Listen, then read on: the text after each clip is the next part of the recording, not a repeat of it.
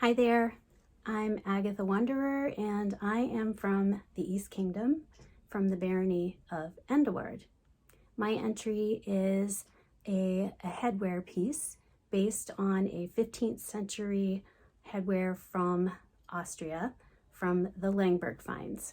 Now originally this piece was identified as a bra by the archaeologist in charge of the finds, but because I'm working with the archaeologists to create reconstructions of many of the garments from Lengberg Castle, I was under the impression that I was creating a bra.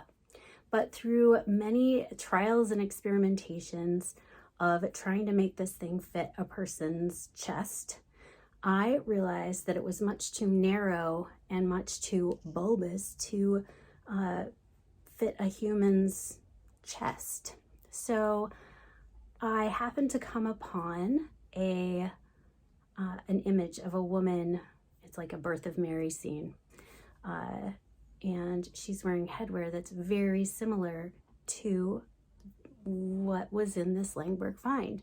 So I approached the archaeologist and we decided to go ahead and put it forth as headwear. I've written a paper with Beatrix Notes about the headwear from Lengberg Castle.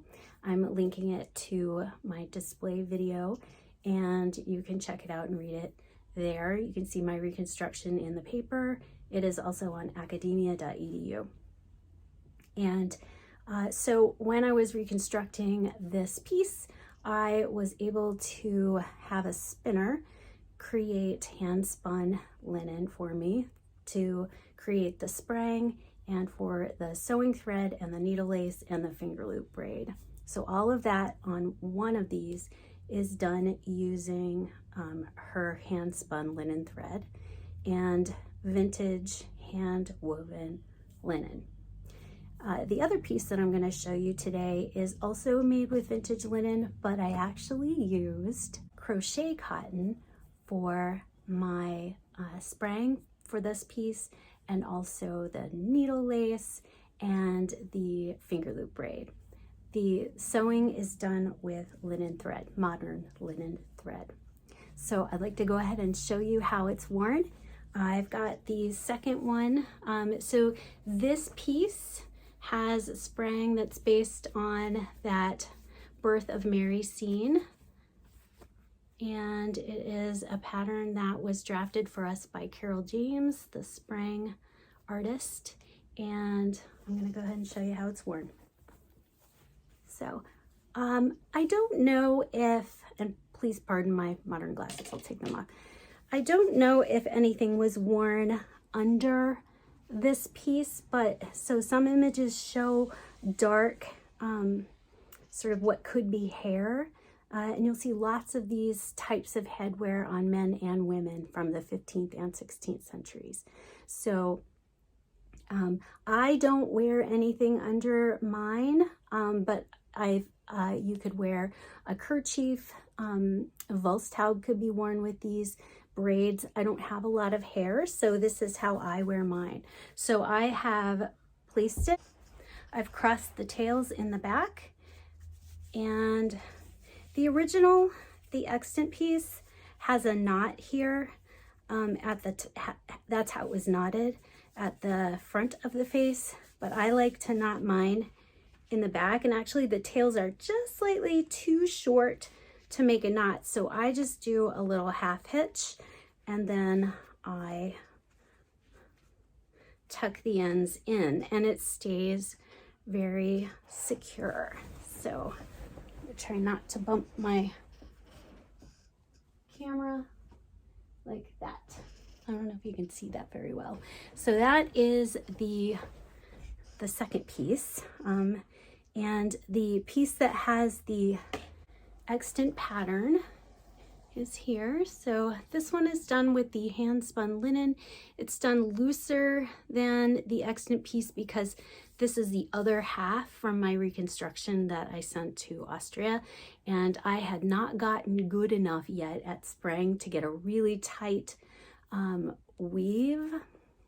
on my Sprang on both ends, because you create a mirror image and you end up with two pieces often, not always, but in this case it is a two-piece thing.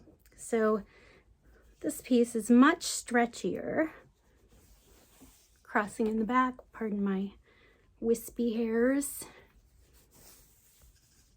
You could knot it at the top.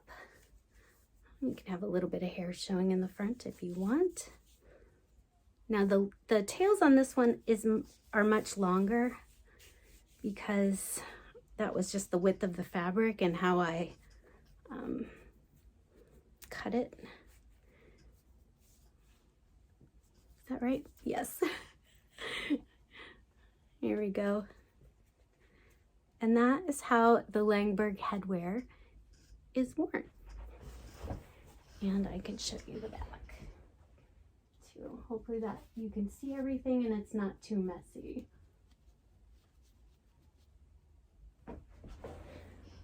All right, now what I want to show you is a little bit more up close what some of the techniques look like. We're going to look at the Sprang close up, we're going to look at the needle lace, and we're going to look at the finger loop braid. Okay, so I wanted to show how the headwear is worn with braids on top. It looks a little bit different. So I've got my headwear here and place it. Now in my video where I put it on myself, it is totally on wrong. So forgive me, I am going to do it correctly here. If I can organize myself here. All right, so front of the head.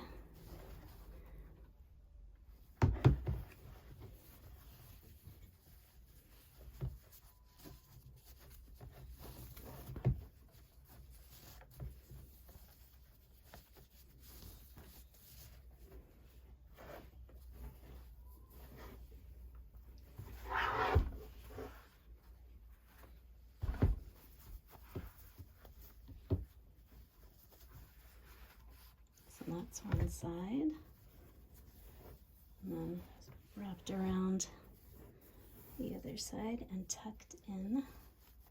It's a very simple piece of headwear, and of course the more hair you have, or the bigger, if you have a vulst, the more it stretches.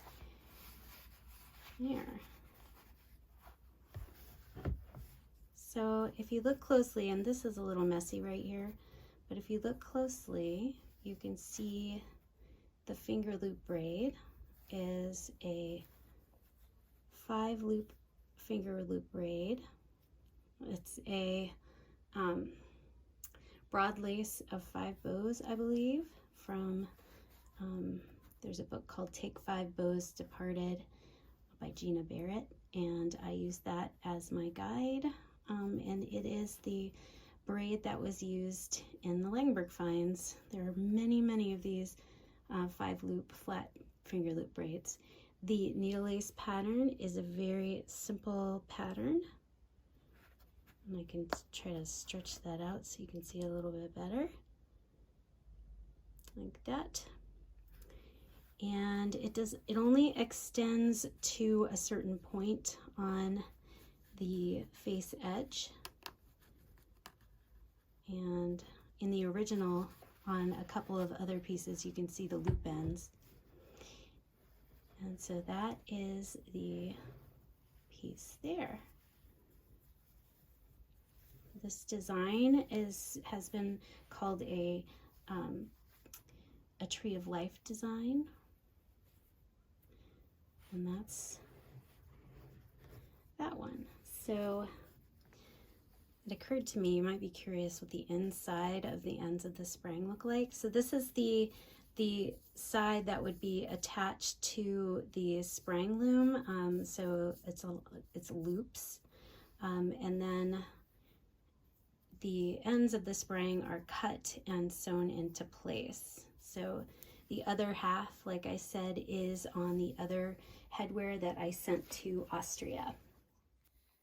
So this is the face edge and the finger loop and needle lace edge, and I wanted to show you a little better view of how that's done.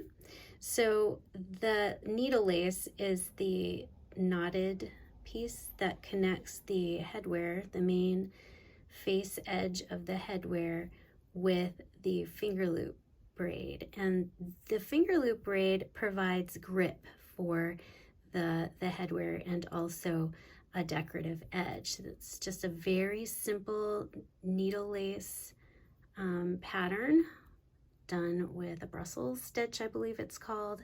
It's just basically buttonhole stitches. So this is the outside and this is the inside. So that's just a hemmed edge, and then the needle lace is done just very simply along that edge. It's just 2 rows of needle lace, and then the finger loop braid itself is whip stitched to the needle lace edge, and it's finished off, sorry about that, like this. Very simple whip stitching to stitch it down. And then this is the needle lace pattern on the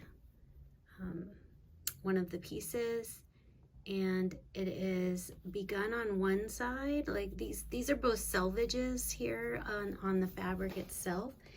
And so the bottom edge is where the needle lace pattern is started.